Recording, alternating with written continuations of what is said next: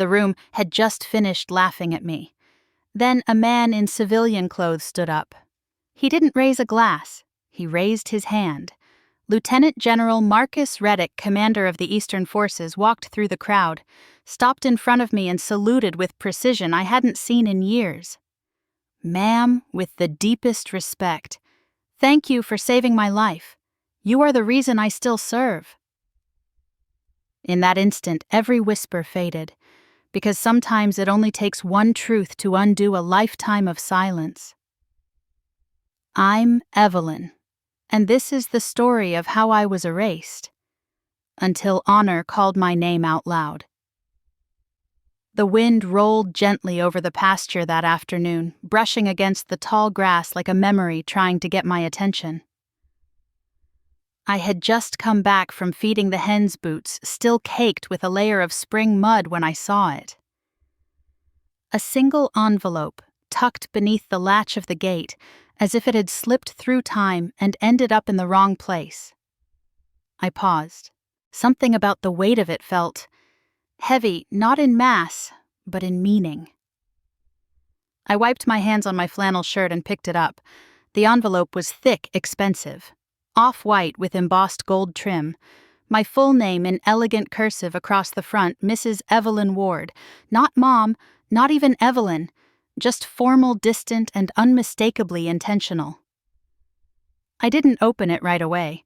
I stood there at the edge of the field, sun settling behind the ridge chickens clucking somewhere behind me, and I stared at that envelope like it might rewrite history, or confirm what I'd been too proud to admit. My fingers hesitated along the seal. I already knew what it was: a wedding invitation, my son's wedding, Landon, my only child. My son who hadn't called me in nearly 5 years, not for Christmas, not for my birthday, not even when my service retirement was published in Stars and Stripes. This was the first communication from him that wasn't related to taxes or insurance documents, and it wasn't even from him directly. The return address belonged to a wedding planner, a woman named Genevieve based in Charleston. I imagined her handwriting his guest list in some pale, curated room with scented candles and color swatches scattered across a mood board.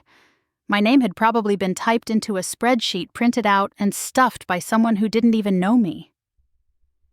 I walked back to the porch and sat on the bench I'd sanded down myself last fall, still holding the envelope unopened. I didn't need to break the seal. I could feel everything I needed to know pulsing beneath that paper. But I opened it anyway. The paper was thick, almost waxy. Elegant serif fonts in muted gold ink. Landon Ward and Camilla Walsh invite you to celebrate their union.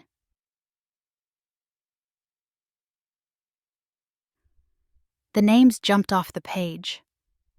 Camilla, his fiancée, whom I'd never met, never spoken to. I'd seen her once in a photograph forwarded by mistake in an alumni newsletter Landon was featured in. I remember thinking she looked expensive. Not just her jewelry, but her smile, her posture, the way she held her wine glass like it had been part of her upbringing. The date was 3 weeks away. The location, a private estate in Charleston, South Carolina. A map was included, printed in soft pastel ink like a watercolor painting. There was no handwritten note. No, "Can't wait to see you, Mom," or even "Hope you can make it." Nothing personal. Until I flipped it over. There, on the bottom of the RSVP card in faint gray pencil, almost like an afterthought, were the only words that seemed remotely human. Dress simple. Camilla prefers minimal aesthetic. That sentence hit harder than the lack of a phone call, than the absence of warmth, than 5 years of distance put into a single line. Dress simple. As if I needed instructions on how not to embarrass them, as if I didn't know how to show up and sit quietly, as if I hadn't spent my life learning to shrink in rooms that never made space for me to begin with. Camilla prefers minimal aesthetic. Of course she does. I imagined her in her designer studio surrounded by vision boards and silk samples, carefully plotting a wedding that would look perfect in someone's magazine spread. And me, I was a risk to that vision. A retired general with weathered hands and a spine that stood too straight. I didn't fit into their palette. I placed the card on the table beside me, and for a long time I just sat there, watching the evening roll in like fog over the hills. I could still hear Landon's laugh as a boy. I used to braid his hair when he was little. He liked how it felt. I used to take him to the range with me on weekends, teaching him discipline and patience while the other mothers were packing soccer snacks. I never apologized for being a soldier and a mother. I did both. I had to. When I retired, I thought maybe there would be time to rebuild the closeness we once had, time for coffee dates or Sunday calls. But instead there was distance, subtle at first. He'd miss a birthday, forget a visit. Then the phone calls stopped. He said he was busy. Then came Camilla. And suddenly I became a detail from a part of his life he didn't want displayed. He didn't even tell me he'd proposed. 5 years. And now a card. I ran my hand over the edge of the RSVP, feeling the fine ridges of the printing. I wasn't crying. Not really. But something ached. Not from the invitation itself, but from what it confirmed. That I had become a guest in my own son's story. Not a main character. Not even supporting. Just a presence to be managed. For a long time I stared out into the twilight. The wind stirred the grass, and something inside me, I didn't know if I would go.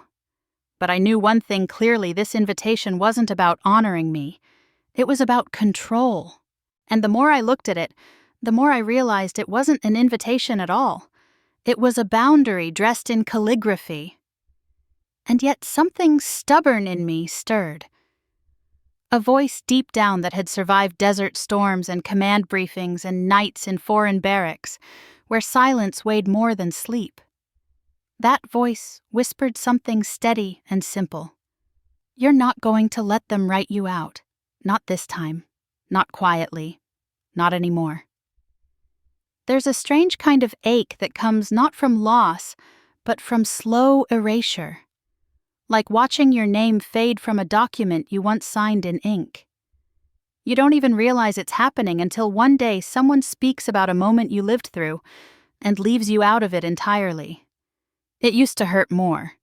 These days it just confirms what I already know. I raised Landon on my own. No handouts, no backup. His father left before his 2nd birthday, something about not being built for the military life. I didn't argue. I just picked up the pieces and carried on.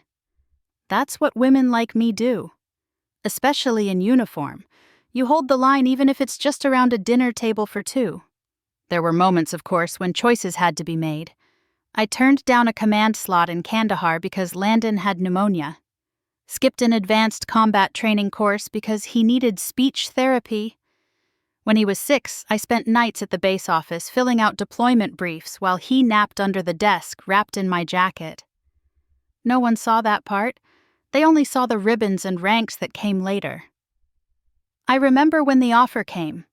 Promotion to full colonel command of a mixed battalion fast-tracked to the Pentagon. My CO looked me in the eye and said, "This is your moment, Ward. Don't blink." But I had blinked. Landon was 12 and struggling in middle school. He needed someone present, not someone chasing stars. So I declined. Said I needed to stay with my current unit. I remember the look on my CO's face. Equal parts confusion and pity. He didn't get it, but Landon did. At least back then I thought he did. There was one mission I've never talked about, not even in my after-action reports. It was near Tikrit, Iraq. The kind of assignment no one wants to remember, but no one forgets. We were under heavy fire. Dust everywhere. Screaming in every direction, and comms were patchy at best. I heard that panicked stutter in someone's voice over the radio. Reddick down northeast flank. Captain Marcus Reddick. Young, barely out of West Point. Still had baby fat on his face and carried extra protein bars in his vest like they were magic. He'd stepped into a kill zone while trying to pull one of his men out. Typical hero impulse, zero tactical awareness. I made the call myself. No delegation. I crossed open ground under enemy fire and dragged him out by his harness. Bullet tore through my shoulder. I don't remember falling. I remember the taste of sand, the smell of hot metal, and the sound of his breath, raspy and wet, as he whispered, "I thought I was done."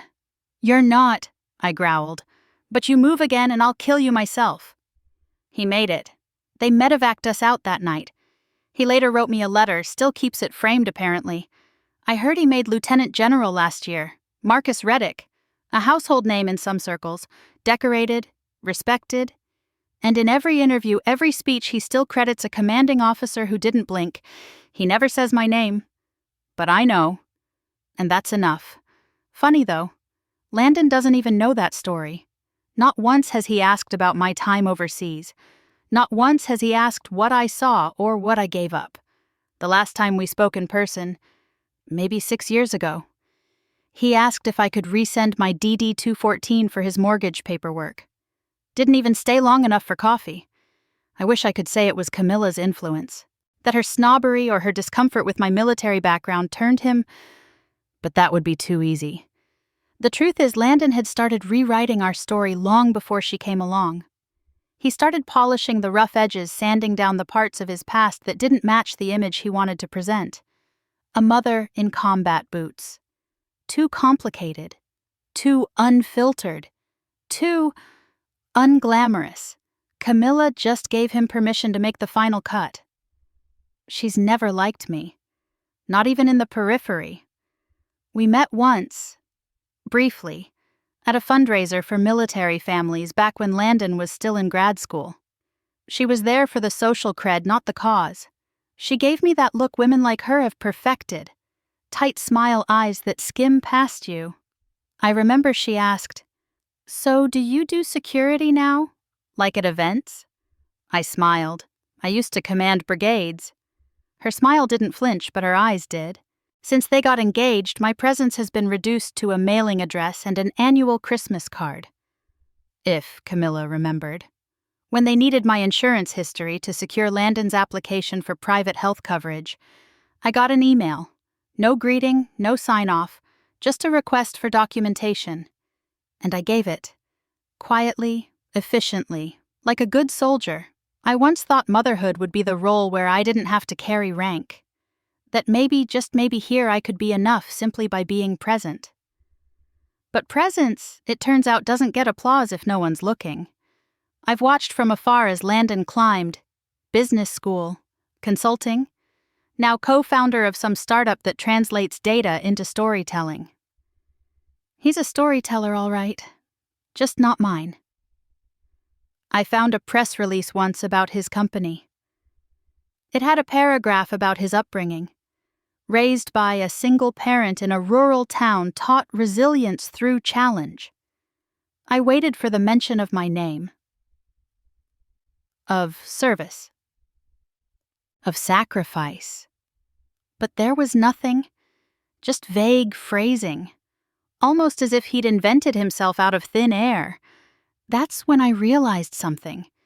He wasn't just forgetting me, he was rewriting me out. And the cruelest part, I had helped him do it. All those years of putting him first, shielding him, covering for his absences with other family members, staying quiet when I was hurt. I'd trained him how to dismiss me. I made myself optional. So when I opened that wedding invitation, sterile and distant, it wasn't a shock. It was the natural conclusion to a slow fade I'd participated in. But just because I'd once let myself be diminished doesn't mean I had to keep standing in the shadows. Especially not now. Especially not in front of the world he was so desperate to impress. The envelope sat on my kitchen table for 3 days, unopened the first time, then unopened again in spirit. Even after I had read it, even after I had tucked it neatly back into the sleeve and left it beside the fruit bowl, it still hovered in the room like smoke from a fire. I didn't start, but might have to walk through anyway. I found myself looking at it in the mornings like it might change. As if the name on the front might soften, or the message inside might be different this time. It never was. I kept asking myself the same question over and over.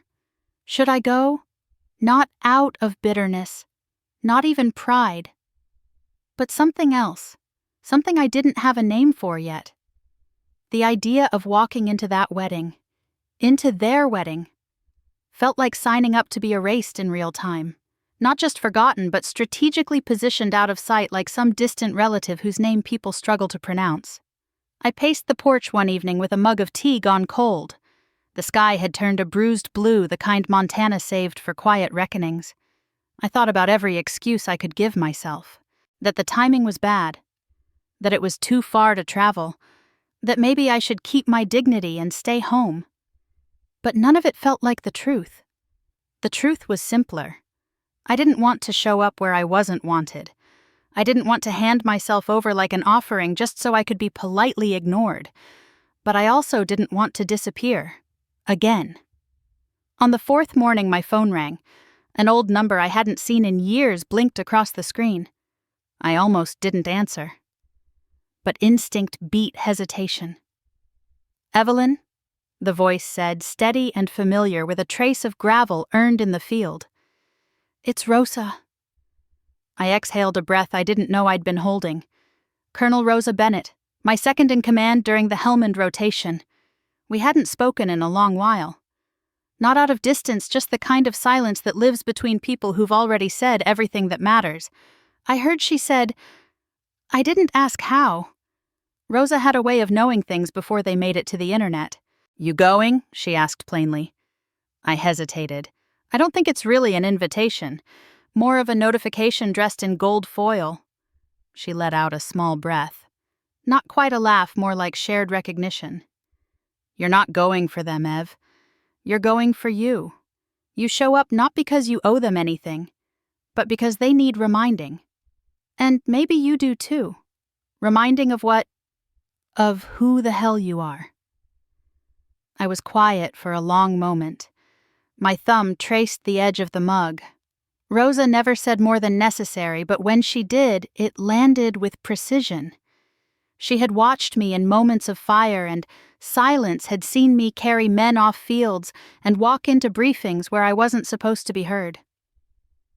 If anyone knew what I had built, brick by unacknowledged brick, it was her. "Do I wear the uniform?" I asked, voice lower. "You've earned every thread," she replied. "Wear it like memory, not defense." I nodded even though she couldn't see it. "I'll go," I said more to myself than her. There was a pause on the line, then the smallest, warmest reply. "Damn right you will." That evening I climbed the stairs to the attic. It had been years since I'd opened the trunk. The lock still clicked the same way. Resistant, but not stubborn. Inside, everything was as I had left it. My dress blues pressed and folded with care, wrapped in tissue that had yellowed at the edges, medals still pinned in place, gloves, polished shoes. The last time I'd worn it all was for the funeral of Sergeant Daniels, one of my own. I hadn't spoken at that service either. His mother had asked me to just stand there beside the casket and let people see. She said that was enough. I laid the uniform across the bed and stared at it for a long while. There's a strange reverence in military fabric. It doesn't carry warmth or sentiment. It carries weight. Of memory, of silence, of the cost of being both protector and witness. I ran my fingers over the ribbons over the insignia. My spine straightened on reflex, a posture that lives in the body long after the orders stop. I wasn't sure who I was going to be at that wedding. Not the mother of the groom. That role had been reassigned. Not an honored guest. Not a relic. But I knew I wasn't going to be invisible. I made travel arrangements the next morning. A quiet seat. Direct flight. I didn't call Landon. I didn't RSVP. I simply booked the ticket and pressed confirm. That was enough. Packing was simple. I folded the uniform into its case with the same care I once gave to briefing packets and field orders. I packed civilian clothes too. But I knew I wouldn't wear them. Not for this. I'd spent too many years making myself smaller for other people's comfort, for Landon's convenience, for Camilla's vision board. But this time I wasn't coming as a shadow. I was coming as someone who had once led battalions across broken landscapes, and who had stitched herself back together in quieter places like this one. I wasn't seeking confrontation, but I wasn't avoiding it either. And somewhere deep inside, beyond the pain and the doubt, a quiet knowing had settled in. I wasn't going for them to see me. I was going so I could see me again. Charleston was warmer than I remembered, humid and soft like the air itself had been dressed up for the occasion.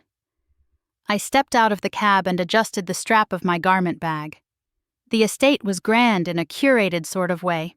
Manicured hedges, gravel paths, whitewashed columns that whispered money without saying it outright. The kind of place where even the breeze felt pre-approved. Inside, a woman with a clipboard and a headset greeted me with the enthusiasm of someone already 5 hours deep into logistics and holding onto her smile by sheer will. Name, she asked, eyes never fully lifting. Evelyn Ward? She blinked, then scanned a list. Her brow furrowed for half a beat, then smoothed again with professional indifference. Let me just check with the floor coordinator, she said quickly, and disappeared into the velvet-lined hallway before I could say more. I waited. Other guests arrived in clusters. Lace dresses, slim suits, conversations dipped in champagne. No one looked at me directly. They glanced, took me in, then looked away. I felt the weight of the uniform bag in my hand and kept my back straight. The clipboard woman returned and motioned vaguely toward a young man in a tuxedo. He'll walk you to your table. The young man, no older than 20, offered a polite but uncertain smile. This way, ma'am. We didn't head toward the main ballroom entrance where the large seating chart stood on an easel surrounded by white lilies and gold trim. Instead, we walked along the side hallway past the restrooms and slipped in through a side door near the catering station. The ballroom opened like a stage. Gleaming floors, candles floating in tall glass cylinders, chandeliers dripping crystal. Laughter bounced off the walls, the kind of curated joy you find in magazines. He led me past a row of tables marked Family Close Friends Bridal Party. My name wasn't on any of those. We reached a small table near the corner, just outside the glow of the chandeliers half lit by a wall sconce. It was positioned beside a discreet swinging door where servers came and went trays balanced like choreography. Table 14, he said gently, placing a card in front of a seat. It read, Mrs. Evelyn Ward, in tiny serif font black ink on plain stock. No rank, no title, just a name. There were already 3 people seated. An older couple I vaguely recognized from a reunion decades ago, and a younger man who looked more at his phone than his surroundings. All distant relatives from my ex-husband's side, if I remembered correctly. No one stood to greet me. They nodded politely but distantly like I was someone they couldn't quite place. I sat down slowly. From where I was, I couldn't see the head table. In fact, most of the room faced away from me. The dance floor was at least 30 feet away and the speakers were angled toward the center.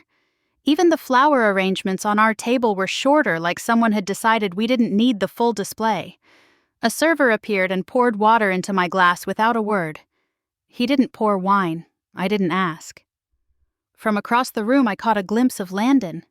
My son. He looked polished. Sharp navy suit hair, neatly done posture straight. I searched his face for something. Recognition, warmth, discomfort. He looked over, met my eyes, and offered a single nod. Not a wave, not a smile, just acknowledgement. Then he turned back to the groomsmen. Camilla never looked my way. She was already circling tables, her white dress flowing like it had its own agenda, hugging guests with both arms air-kissing with precision. She laughed brightly at something the wedding planner said, then moved to pose beside the cake. She passed within 20 feet of me. No glance, no smile, nothing. I could have been the florist. The MC took the microphone soon after. He wore a charcoal suit and the grin of someone used to holding attention. He welcomed guests, made a joke about Charleston weather, then began the introductions. Tonight, we honor those who made this day possible. Parents, family, the people who shaped Landon and Camilla into who they are today. A polite round of applause. And of course, he continued, we'd like to recognize the important family members who've traveled far and helped raise this remarkable couple. He began listing names: Barbara and George Walsh. Camilla's parents, first, then Landon's godparents, an uncle from Michigan, even a cousin who had mentored Landon during his first internship. But not me. Not Evelyn Ward. Not the woman who raised him alone, who missed promotions to coach school plays, who sacrificed more than blood could measure. My name didn't echo through the sound system. It didn't dance across the air with the rest of their curated gratitude. I was erased again, but this time publicly. The crowd clapped. Someone near me whispered something about how sweet that was. The woman beside me dabbed her eyes. I reached for my water fingers steady. This wasn't new. It just had better lighting. For a moment I considered standing, saying something, correcting the narrative. But then I remembered Rosa's voice, "You're not going for them." So I didn't rise. I just sat taller. There's a certain power in choosing not to shrink even when no one's watching. Or especially then. The room continued spinning its illusion of togetherness while I sat near the catering door, invisible but unmistakably present. It started the way most toasts do. Cheerful, surface deep, gliding smoothly over gratitude and charm. Landon adjusted his tie and stepped to the mic like he'd done it 100 times before. And maybe he had. He always was good with crowds. Smooth talker, confident smile, polished but not stiff. I watched him from my seat near the kitchen doors, where every swing of the server's entrance stirred the hem of my dress and where the laughter from the head table had to cross a whole ballroom just to brush past me. I didn't mind being in the shadows. I've operated from them before. But this time I wasn't hiding. I was placed here. He began with thanks naturally.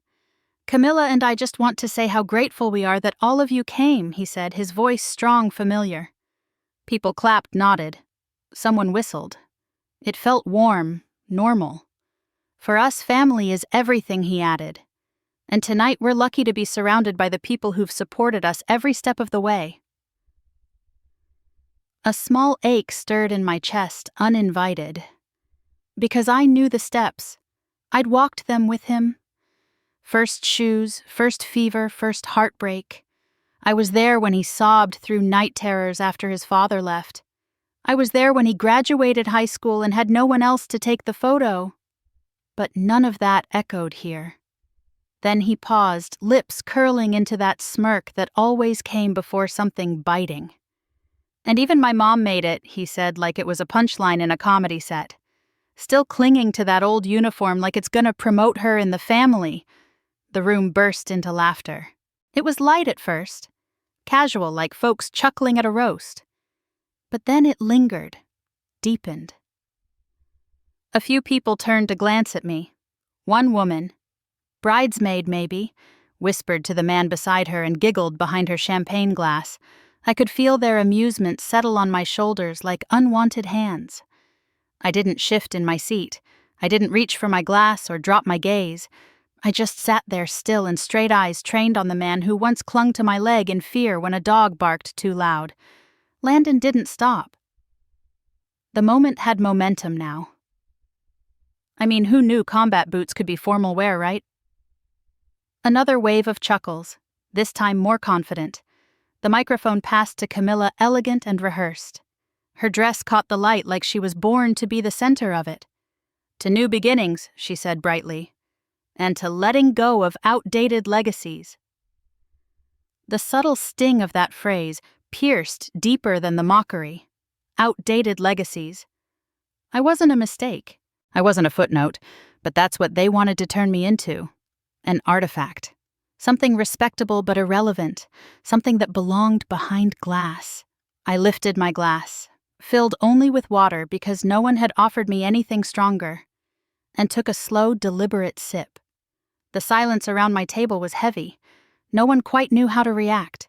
A woman beside me, someone I didn't recognize, whispered, "He probably didn't mean it like that." I turned to her calmly. He meant it exactly like that. She blinked, looked away. It was strange, really. All those years I spent teaching young recruits how to steady their hands under pressure, how to keep their heads when the fire came. None of it prepared me for this, the quiet shame of being unacknowledged by your own blood.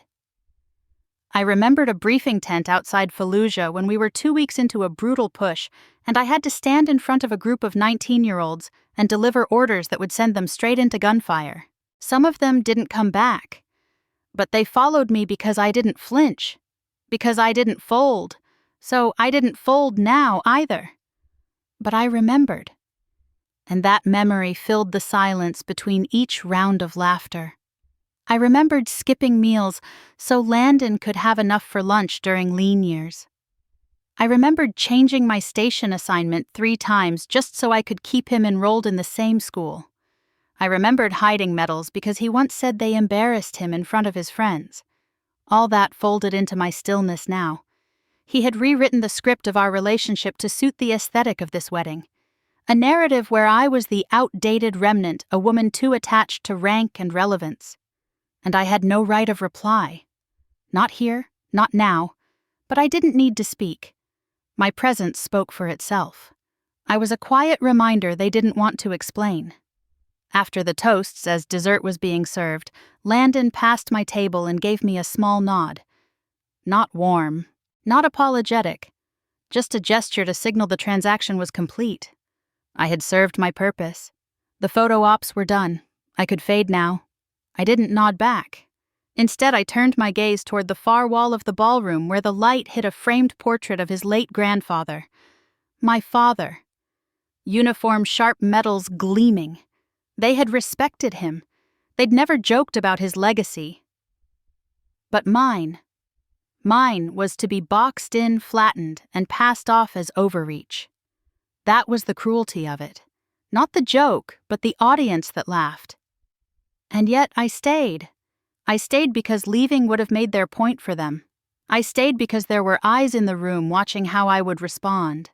Older veterans, quiet spouses, a server who paused too long while pouring my water, people who needed to see what quiet strength actually looks like. So I sat, I breathed, I listened, and I stayed. They thought they'd silenced me with distance. But silence has never been the absence of voice. Sometimes it's the deepest proof of dignity. And that night I didn't speak a word. But I knew.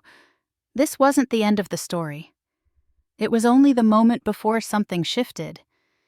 And I was no longer the one being quietly erased.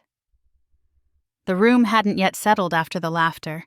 The air still carried traces of mockery, the kind that didn't fade quickly.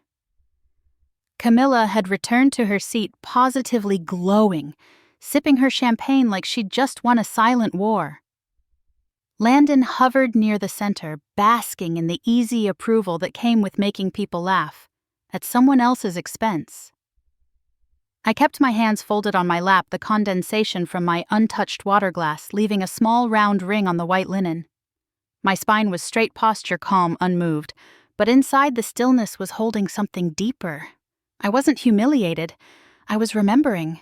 I was remembering the shape of sandstorms, the heat that crackled against skin in Iraq, and the smell of blood on field bandages that never quite washed out. I was remembering a young officer once folded in on himself, shrapnel tearing into his thigh, whispering, "Don't leave me through a busted comms unit." And then something shifted. It was almost imperceptible at first. A scrape of a chair leg, the subtle hush of fabric brushing against polished wood. A single man from one of the tables near the perimeter stood up slowly. Not dramatically, not for show, just with the quiet precision of someone trained to move with purpose. He looked older than I remembered, though that was no surprise. We all aged differently after war. He wore a dark gray suit, perfectly tailored, and on his lapel, a small insignia, not flashy, not intended to draw attention, but I knew it well. A service pin from the U.S. Army Distinguished Service Cross. It glinted slightly under the chandelier's light. The moment he began walking, the noise in the room started to dim. It wasn't immediate, but like ripples in water, awareness spread table by table. Conversation faltered. Laughter curdled in throats. People turned in their seats trying to understand what was happening. He moved through the space like it belonged to him. Like every step was anchored in something weightier than ceremony. When he reached my table, he paused. For a breath. For effect. No one was speaking now. Then, without flourish, he stood at attention and raised his right hand in a crisp, deliberate salute. "Ma'am," he said, voice firm and clear, cutting clean through the stunned silence. "With the deepest respect. Thank you for saving my life. You are the reason I still serve." The entire room fell utterly still.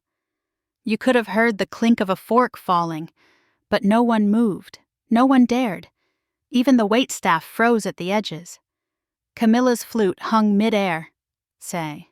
Landon's eyes locked on the man in front of me with a confusion that quickly bled into dread. It was him, Marcus Reddick, the young captain I'd pulled from a bombed-out supply route near Tikrit. I'd never known what happened after the medevac. Never followed his career. The last I'd seen of him was his hand gripping mine, blood soaking the sand eyes wide with disbelief that he was still alive. And now standing in front of me was Lieutenant General Marcus Reddick, the current commander of U.S. Army Forces East.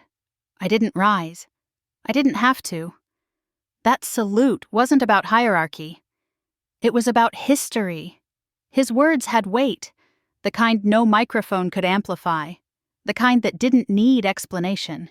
People were beginning to understand. 24 years ago, he continued, "You disobeyed a standing perimeter order to crawl through an active blast zone and pull me out. You were hit in the shoulder and refused extraction until you were sure I was safe. You don't remember it all, but I do. I remember every damn second." My breath caught not out of emotion, but out of recognition. That memory had been buried beneath decades of service, but pieces returned now. His scream, the shudder of dirt falling on our helmets, the scent of diesel and iron, and the moment his pulse returned to steady under my hand. "I was a nobody, then," he said softly. "Just a kid with too much pride and not enough instinct. You taught me what leadership looked like under fire. That moment shaped my life. And I wouldn't be here. I wouldn't be anything, if not for you." He dropped the salute only after I gave him the smallest nod. Then he turned. "To the room.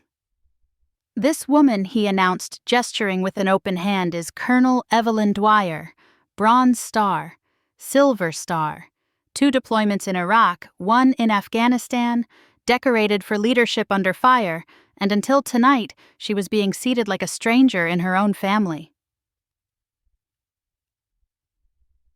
It wasn't bitterness. It was a statement of fact. A wave of stunned silence followed him like a tide. Someone gasped quietly. A fork dropped onto a plate. A few people shifted, embarrassed now by their proximity to what had just occurred. Camilla's jaw tightened, her expression flickering like a mask that no longer fit. Landon stood frozen, caught mid-breath, hands clutched around a champagne glass he no longer seemed to remember holding. Reddick's voice lowered, almost private now. "I don't know what they told you about her, but I know who she is, and she's never needed anyone to validate her worth." He didn't wait for applause. There wouldn't be any. Not the kind you can offer after a room has just watched itself become complicit. Instead, he simply inclined his head to me again and returned to his seat. Every eye followed him. No one spoke, and slowly something began to unravel in the air. Not guilt. Not yet. But reckoning. I didn't speak. I didn't move. But I felt it. How the balance had shifted. Not because I demanded recognition, but because someone remembered. Because someone stood up. Not for show, but for truth. And in that moment, no one could pretend I was invisible anymore. Not even my son. The silence that followed Marcus Reddick's salute didn't evaporate. It settled. It spread across the reception like mist, lingering in the corners, slipping between glasses and half-finished toasts, curling around conversations that now felt brittle and ill-timed. The laughter that had once bounced easily off the chandeliers was gone. In its place was a reverent, uncertain hush. I didn't move. I didn't have to. Eyes found me now, not with derision or mockery, but with something quieter. Curiosity, maybe, or discomfort, or the slow realization that they had misjudged not only a woman, but a legacy. Someone dropped their fork. Someone else cleared their throat. Small, nervous gestures. The kind people make when they don't know which side of history they've been standing on until the story changes. I sat for a while longer, letting the weight of the moment settle over me like a second skin. I didn't sip my water. I didn't fidget. I simply existed, finally allowed to exist in full view. Then, one by one, people began to adjust. A man in a navy blazer.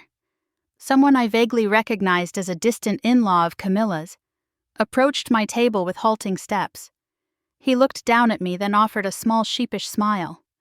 "Ma'am, would you mind terribly if I got a photo with you?" I raised an eyebrow. He fumbled quickly. I didn't know. About all of it. I work at the Department of Veterans Affairs. We follow stories like yours, stories like mine. Like I was a cautionary tale. Like I was a headline on a forgotten Monday. But still I nodded once. I stood, not for him, but for what that gesture meant. He pulled out his phone, his hands a little shaky, and asked the server nearby to take a quick photo. The flash went off. My eyes didn't blink. I didn't smile. I didn't need to. The server handed the phone back, looking at me with a mix of awe and quiet apology. "Thank you for your service," he said softly. I simply nodded again. A few more guests hovered at a distance, clearly curious but unsure whether they had permission to approach. One young woman mouthed something I couldn't quite hear, her face flushing when our eyes met. She turned back to her table without stepping forward. Across the room, Marcus Reddick stood once more, this time with a drink in his hand. He crossed the floor with deliberate ease and came to stand at my side. He didn't say anything at first. He didn't have to. The air between us was thick with history, the kind not found in wedding programs or family photo albums. Finally, he leaned in slightly, his voice just above a whisper. "I always owed you one," he said. "Not for the rescue. For the truth. I didn't speak up when they erased you. But tonight I figured it was time." I looked at him, meeting his eyes steady. "You didn't owe me anything," I replied. His smile was subtle but warm. Maybe not. But sometimes debts aren't about owing. Sometimes they're about remembering. We stood there for another beat before he gave a short, respectful nod and returned to his table, leaving me with that thought tucked quietly into the folds of my memory like a ribbon. I didn't stay long after that. The room had begun to shift, but the structure remained the same. Landon had disappeared somewhere toward the back, perhaps hiding behind logistics or shame. Camilla sat at the sweetheart table, her perfect posture slightly off now, her expression unreadable. I didn't expect them to come find me. I didn't want them to. But as I gathered my clutch and rose from my seat, I heard her voice low and cool behind me. "Well played." 2 words. Clipped, controlled, delivered with the sharpness of someone who'd just lost the narrative. I didn't respond. I didn't need to. Because this wasn't a performance. This was me reclaiming space. The walk out of the ballroom felt longer than I remembered coming in. Or maybe that was just the difference between being overlooked and being seen. I passed the same pillars, the same flower arrangements, curated to perfection. But now people stepped aside. Now they watched me. Not as an accessory to the event, but as the unspoken center of a story they hadn't bothered to learn until too late. No one stopped me. No one dared. Outside, the spring air had cooled. The moon had climbed just enough to cast soft silver onto the cobblestone path leading to the valet. I handed over my ticket and waited in silence. When the car pulled up, the valet hesitated for a second before opening the door. "General," he said. Quietly, respectfully, I gave him a faint smile. "Colonel," I corrected. "Oh, I was offered the 3rd star once," I said, slipping into the seat. "I turned it down." He blinked. "Why?" The door was still open, and I looked out toward the glowing lights of the reception hall music, faint behind thick glass. "Because stars don't mean much when your own child doesn't see you." Then I nodded once, and he closed the door gently. As the car pulled away, I didn't look back. I didn't need to see their faces to know what was unraveling inside. Let them sit with it. The silence, the shift, the regret. Let them stew in the memory of a woman they'd tried to shrink, showing up with nothing but posture and presence, and redefining the entire room. I didn't need revenge. What I got instead was something far quieter and far more lasting recognition. And not the kind that could be clapped away or toasted over. The kind that settles into people's bones and makes them rethink the stories they've told themselves about who matters. I wasn't walking away from the wedding. I was walking back into myself. And this time I was no longer afraid to be seen. Back at the hotel, the hallway outside my room smelled faintly of fabric softener and room service trays. I dropped my clutch onto the armchair and hung the dress uniform carefully in the open closet, letting it breathe. It still held the weight of the evening. Creased not from wear, but from history. I didn't bother turning on the overhead lights. Just the bedside lamp, a soft pool of amber that didn't demand anything from me. I sat on the edge of the bed and took off my shoes slowly, like my body hadn't caught up yet with what had happened. I wasn't angry. I wasn't triumphant. I was still. For the first time in years, I wasn't reacting to being sidelined, mocked, or dismissed. I wasn't walking on the perimeter of someone else's life. Tonight, I had stood without shouting, without justifying, and somehow that had spoken louder than all the years they tried to keep me small. I reached for the hotel's worn leather notebook they kept on the desk. Not for the room service menu, for something that had become more ritual than habit. My journal. I'd filled dozens over the years, some tucked away in trunks, others destroyed out of fear that they made me feel too much. But this one traveled with me now. A soft-bound navy blue cover, almost the same shade as my uniform. Its pages smelled faintly of cedar. I opened to the next blank space. My hand hesitated before the pen touched the paper. There were too many words swirling inside me. And yet only one sentence came out. They tried to erase me with silence. I responded with presence. That was it. That was the whole story. I closed the journal softly and leaned back against the pillows. The room was quiet. But my phone resting face down on the nightstand wasn't. It buzzed once, then again, and again. Notifications piling up. Texts, emails, even an old group chat from a unit I hadn't spoken to since before Landon was born. I turned it over. The first message lit up the lock screen, "Ma'am, that was the most honorable moment I've witnessed in my 12 years of service. Thank you. Lieutenant Grace Chen." Then another. Just saw the clip on Military Insider. Never thought I'd cry watching a wedding. Sergeant Daryl Owens. Rhett. And another from someone I didn't recognize. "Because of you, I'm not submitting my discharge papers tomorrow. You reminded me why I signed up in the first place.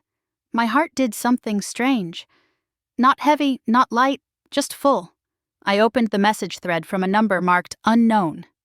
It was short. "You taught me that presence is resistance." Thank you. That was it. No name, no rank, but it reached me deeper than any medal ever had. I hadn't intended to become a symbol. I wasn't looking for headlines or applause. I had simply shown up. Not for them, for myself.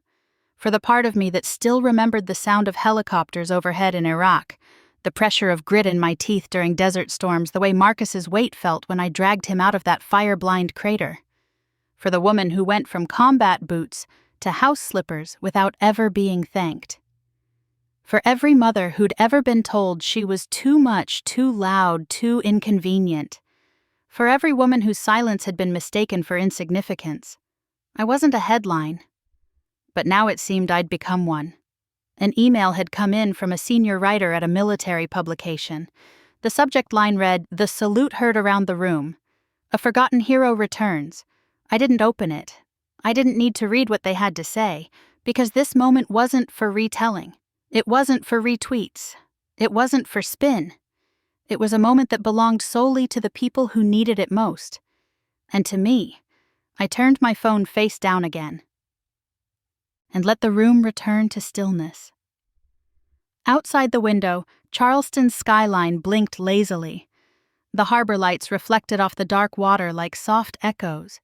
Somewhere below, a couple laughed too loudly as they waited for their rideshare. Normal life went on, and for once I didn't feel like I was standing outside of it. I didn't feel erased. I didn't feel small. I didn't even feel angry.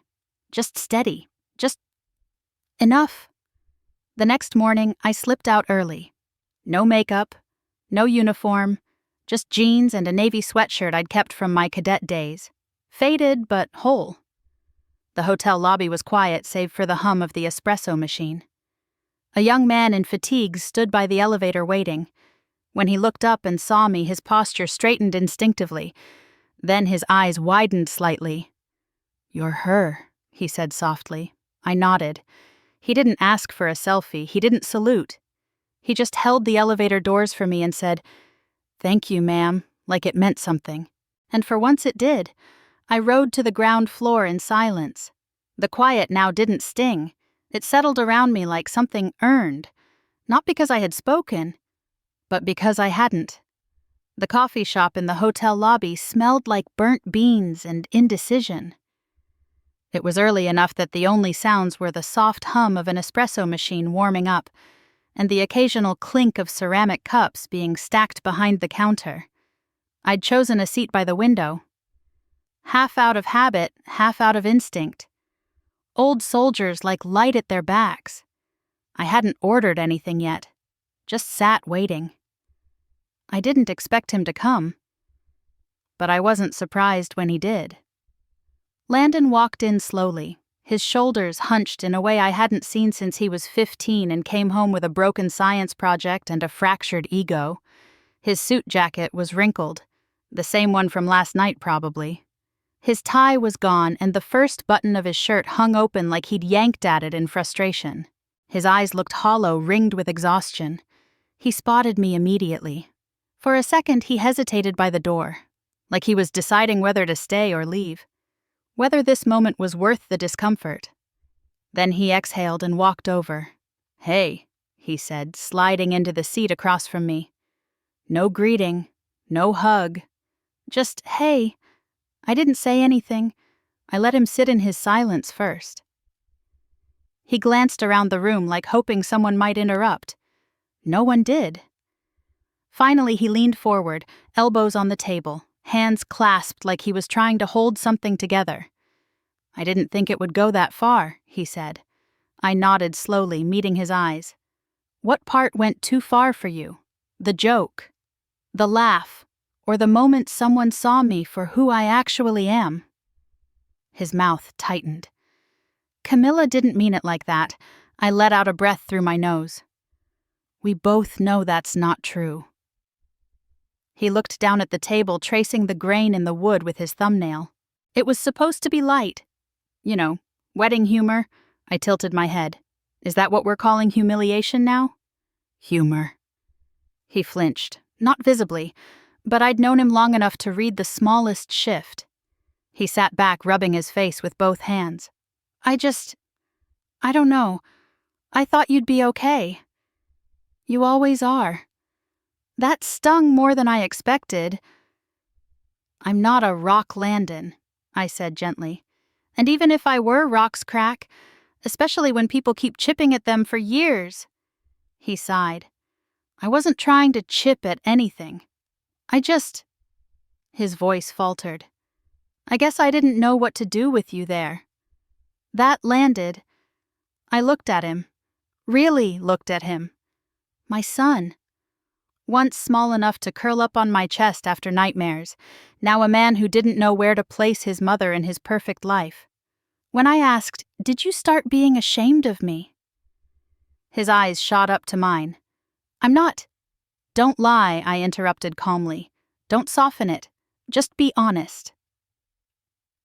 He swallowed hard. I don't know when. Maybe when I realized everyone saw you as more than they saw me. Even now, at my own wedding, you became the moment people won't forget. I nodded slowly. So it's not shame, I said. It's resentment. He didn't answer, and that in itself was an answer. You've always been larger than life, Mom, he said after a pause. Even when you were home, it felt like your shadow took up all the room. I considered that. Let it sit for a moment. I wasn't trying to take up space, I said. I was trying to survive, and give you something more stable than I ever had. He shook his head. I know that rationally, but it didn't always feel that way growing up. It felt like I could never live up. I never asked you to, I said softly. I only asked you to be kind, and lately you haven't been. That landed too. He looked out the window. The sun was rising gently over the Charleston skyline, casting long amber lines through the glass. I guess I still feel like a kid around you, he muttered. Like I'm 8 years old and you're getting medals and I'm just trying not to spill juice on the couch. I smiled, not out of amusement, but recognition. You don't have to feel small around me, I said. But you do need to be big enough to respect a mother who didn't shrink herself for your comfort. He looked at me, really looked. Like maybe for the first time in years, he was seeing more than just the woman who gave birth to him. Maybe even more than the soldier. Maybe he was finally seeing a person. Flawed, tired, enduring. I don't know what to do with all this, he admitted. The headlines, the video, Marcus Reddick of all people showing up and saluting you like that. You don't have to do anything I said, just sit with it. Let it change you. A long silence fell between us. Not cold, not cruel, just necessary. Finally he spoke again. I'm not ready to apologize. Not yet. I nodded. I'm not asking for that. He stared down at his hands, then back at me. But I'll think about it. I offered a faint smile. That's a start. He stood slowly, smoothed his jacket, paused. Then awkwardly he reached into his pocket and placed something on the table. A small, folded note. For when you're ready, he said. Then he turned and walked out of the cafe. I didn't unfold the paper right away. I let it sit there in the quiet next to the salt shaker and the untouched sugar packets. Whatever it said, I knew one thing: the conversation he didn't want had finally happened. And for the first time, he left something behind besides silence. I returned to Montana under skies wide enough to hold everything I couldn't say. The snow had melted by then, the fields softening into spring. My cabin stood just as I'd left it. Simple, weathered, honest. The fence needed mending, and the roof still whined when the wind blew from the north, but it was home. Not the kind you build out of expectation, but the kind you rebuild when you've stopped asking for permission to belong. I unpacked slowly. I moved through each room with a quiet reverence, placing things where they used to live. My boots near the door, my folded uniform in the cedar chest, my medals tucked into the drawer I only opened when no one was looking. But I didn't return to disappear. A month after the wedding, I opened the barn to women like me, veterans who had served, sacrificed, and been sidelined. Some were mothers, some weren't. Some still had nightmares. Some only wanted to be heard without being corrected. We met once a week, sometimes twice, depending on who needed what. The name on the faded wooden sign I hammered over the door read, "Presence over permission," because that was the lesson I had learned the hard way. You don't have to ask to matter. You don't need someone's blessing to stand in your truth. We didn't hold meetings so much as gatherings. potlucks, breathwork sessions, storytelling circles. Some weeks all we did was sip strong coffee and sit in silence while one of us remembered how to breathe again. One morning, as April wind teased the new leaves outside, I heard the low crunch of tires on gravel. I stepped out onto the porch and saw a dark SUV pulling up the long dirt road, a government plate flashing under the dust. He stepped out before the engine even cut. Marcus Reddick. He was dressed plain. Boots, jeans, a button-up rolled to his elbows. But I could still see the soldier in his posture, the years in his gait. I didn't move. Neither did he. Then he lifted one hand, not in salute this time, but in greeting. Quiet human equal? I nodded, and that was enough. We sat on the porch for a long while, the rocking chairs creaking in sync with the breeze. The land stretched out before us, green and gold, unbothered by ceremony. We didn't speak much. We didn't need to. The kind of bond forged under fire doesn't require catch-up. At one point, he reached into his jacket and pulled out a thermos. "Brought the coffee you like," he said. I smiled faintly. "The one that tastes like burnt toast." "The very same." We drank it hot, bitter, and unspoken. Before he left, he placed a small envelope on the table between us. For the archive, he said simply, "They're starting to ask who you were." I nodded. "Tell them I never stopped being." That night, under lamplight, I wrote a letter to Landon. Not for closure. There was no such thing. But for clarity. I kept it short, honest, measured. Landon, you don't need to feel sorry for me. That was never the point. You don't even need to agree with how I lived. You only need to understand. If one day you find my name in some textbook or ceremony program or plaque under glass, know this, I didn't write that legacy in anger. I wrote it in truth, said. And truth, my son doesn't ask for applause. It just endures. Mom. I sealed it. Didn't send it. Some words are meant to live in drawers until the world is ready to read them. Weeks passed. The spring sun began to linger later, kissing the wheatgrass until it shimmered like the past, trying to make peace with itself. On the last Friday of May, I walked into the field behind my house. No phone, no watch, no voice calling after me. I wore the jacket from my dress uniform, just the outer layer. I let the breeze find the old metal still pinned near my heart, the one they tried to reduce to outdated legacy. The light hit it just right, and for a moment it looked like fire. Not the kind that burns down, the kind that clears space to grow something better. I didn't pose, I didn't perform. I just stood there letting the wind carry what needed to go, and the earth hold what was still mine. There was no applause, no headline. Only the sound of a woman who'd once been forgotten, standing still unbent in the truth she no longer had to explain. Not to them, not to anyone. Just to herself. Thank you for staying with Evelyn's story until the very end. If you've ever felt pushed to the edges of your own life, if you've ever been told you were too strong to be loved, too quiet to be heard, then this story was for you. Have you ever felt dismissed by the very people who should have known your worth? Have you ever stayed silent to keep the peace, even when silence tore something inside you? Share your experience in the comments. We read every word, and your voice matters here. And if you believe that a mother's quiet strength can shift the room, hit like, subscribe, and turn on notifications so you don't miss future episodes of Revenge Mom Diaries, where every story is a journey of reclaiming dignity, not through rage, but through truth. You are not alone. We see you, and we're listening, Cho.